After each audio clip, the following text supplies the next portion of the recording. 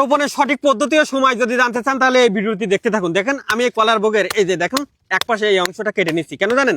এই কেটে দেওয়া অংশটা আমি এই যে উত্তর দিকে মুখ করে লাগাবো, তখন খাদিকে কিন্তু সব দক্ষিণ দিকে পড়বে। আর এটা কেন পড়বে, কি কারণে পড়বে আমি আপনাদের জানিয়ে দিচ্ছি।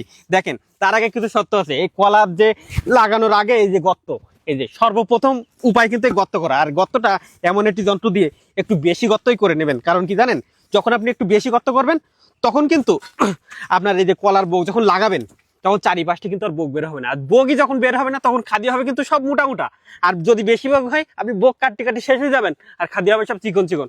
আর সবচাইতে বড় কিছু সুবিধার কথা বলে দিই, দেখেন কলা গাছের প্রধান শত্রু কিন্তু জুই লাগে। এই যে মুতাই জুই লাগে, লেগে এই পাতা কিন্তু সব খসে খসে পড়ে। তার কারণে কি করবেন জানেন? এই যে দেখেন দানাদার, এই যে দানাদার এই যে 2 থেকে 3 গ্রাম প্রতি গর্ত এইভাবে সুন্দর করে ছিটাই দেবেন। তারপরে কি করবেন জানেন? হালকা করে এই যে মাটি দিয়ে দেবেন।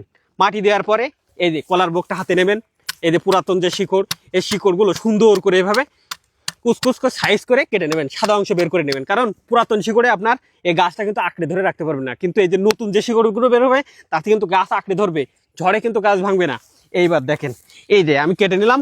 এবার এই কলা গাছের যে কোন দিকে খাদি পড়বে এই ব্যাখ্যাটা আপনাদের যদি দিই, যদি আমি এইভাবে কাটা অংশ যদি দক্ষিণ দিকে মুখ করে লাগাই, খাদি বিপরীত পাশে পড়ে, সব উত্তর দিকে পড়বে। আর উত্তর পাশে যখন পড়বে ভাই, খাদি কিন্তু এটা মোটা মোটা হবে না, কারণ এদিকে তখন উত্তর দিকের আলো, সূর্যের আলো ভালো পায় না। আবার ঝড় সবসময় দক্ষিণ দিকে এই দিকে আসে। যখন এদিকে কলা গাছের ভাত থাকবে, কলা গাছ কিন্তু হুড়মুড় করে সব ভেঙে যাবে, আপনার বাগানই সব লস।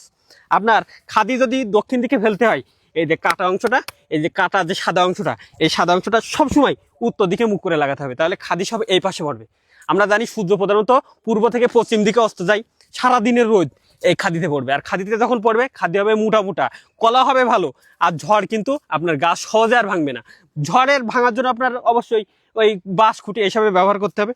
আর এই যে দেখেন এই যে কলার বোগটা যখন লাগাবেন অবশ্যই কিন্তু গর্ত তো করে নেবেন, আর এবার সুন্দর করে লাগাই দেবেন। লাগানোর পর এভাবে সুন্দর করে মাটি চারিপাশ থেকে দিয়ে দেবেন। চারিপাশ থেকে দেওয়ার পর এই যে দেখেন এমন একটা হামান বা যে কোনো কিছু নিয়ে এই গর্তটা আবার টাইট করে দেবেন, কারণ পানি বাঁধলে কলা গাছ কিন্তু পচে নষ্ট হয়ে যায়। যাতে পানি না বাঁধে সুন্দর করে এইভাবে দিয়ে কাল সকালে কিংবা একদিন পরে এই কলার বগের গাছের গোড়ায় কিন্তু পানি দেবেন। আর সবচেয়ে একটা বিষয় খেয়াল রাখবেন, সবসময় শীতকালে কলার বগ লাগানোর চেষ্টা করবেন, তাহলে খাদি পড়বে সব গরমকালে। আর খাদি যখন গরমকালে পড়বে প্রতিটা খাদির দামই আপনি পারফেক্ট দামে পাবেন এবং বেশি দাম পাবেন। আর এই যে দেখেন সুন্দর করে এই যে পাতা, এই যে এর কিন্তু পুরাতন পাতা, এই পাতা কিন্তু কোনো কাজে নেই, এই পাতা এমনি ধসে ধসে পড়ে যাবে। এই যে এইগুলো কেটে দেবেন, এবার নতুন করে পাতা বের হবে, আর সেই পাতায় কিন্তু ভরপুর খাদ্য উৎপাদন করবে, আপনার কলা গাছ হবে বড় বড়। আর এই যে দেখেন এই যে মাটি দিয়ে দিলাম, আর কলা গাছটা এই মোটা বোগ, বোগ একটু মোটা দেখে লাগানোর চেষ্টা করবেন, তাহলে খাদ্যও কিন্তু মোটা হবে। আর এইভাবে আপনার সঠিক পদ্ধতি যদি কলা লাগাতে পারেন, কথায় আছে না 360 জার কলা রুয়ে থাকতে তাসা ঘরে শুয়ে, 360 জার কলা রুয়ে আপনি ঘরে শুয়ে থাকবেন, প্রতিদিন একটা করে খাদি বিক্রি করতে পারবেন।